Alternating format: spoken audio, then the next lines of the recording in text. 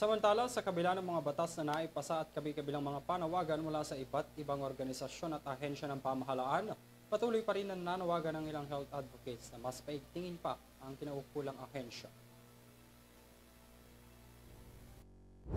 Habang umuusad ang mga pagdinig tungkol sa pondo ng bawat ahensya sa mababang kapulungan para sa susunod na taon, inihayag ni Department of Social Welfare and Development Secretary Rex Gatchalian na dinagdagan ni Pangulong Ferdinand Marcos Jr. ang pondo para sa Pantawid Pamilya Pilipino Program o 4Ps bilang batas at mandato ng pamahalaan, prioridad ng gobyerno na maglaan ng pondo na aalalay upang maipagpatuloy ang layunin nitong mabawasan ang kahirapan sa Pilipinas. Giit ni Secretary Gatchalian, may dagdag na halos 7 bilyong piso na pondo na gagamitin para sa mga pagbabago o karagdagang benepisyo sa 4Ps.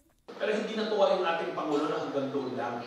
Dinagdagan na ang aming budget para sa 4Ps. Meron kaming karagdagan, kung di ako nagkakamali, kulang-kulang 7 billion pesos para doon namin kukunin itong kailangan namin bubulin. At yung iba pang mga proposal to improve the 4Ps to lang kukunin. Base sa 2025 National Expenditure Program ng DSWD, nakalahad sa special provision ng ahensya, mayroong mahigit sa 114 billion pesos ang inilaan sa 4Ps na layong mabawasan ang kahirapan sa Pilipinas at gagamitin para sa social development strategy ng national government.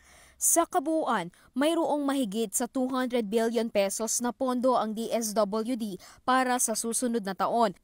Nakasaad din sa probisyon na sakop nito ang pagbibigay ng cash grant sa first 1,000-day health monitoring sa panahon ng pagbubuntis ng isang ina hanggang sa ika-2 taong ng bata. Samantala, bukod sa bagong probisyon na pagbibigay ng suporta sa lactating women na nauna ng inanunsyo ni Pangulong Marcos, inaprubahan na rin ng Pangulo ang panukalang pagdadagdag pa ng cash grant bilang solusyon naman sa tumataas na inflation rate ng Pilipinas. Katunayan, isa sa isusunod ng administrasyon yung amendments to the 4Ps law to include itong first 1,000-day grant and inflation-proofing it.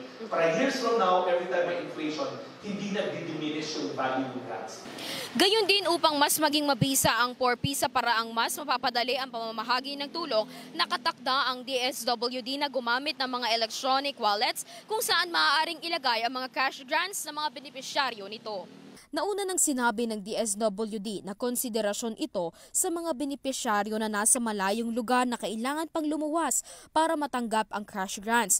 Tiniyak ni Gatchalian na protektado ang mga personal na impormasyon ng mga benepisyaryo sa tulong ng Bangko Sentral ng Pilipinas sa paglulunsad ng financial literacy at digital financial literacy na magtuturo upang makaiwas sa mga online scamming. We're rolling it out. Yan yung unang challenge na nabanggit natin. Second challenge na banggit ko kanina yung lack of cell phones, smartphones. So we're talking to the service providers like Globe and Smart about coming up with different schemes na makakatulong ang private sector sa ating mga mahirap na kababayan. And pangatlo, mahal sa nila takot kasi naging biktima na ng online or cellphone scams before.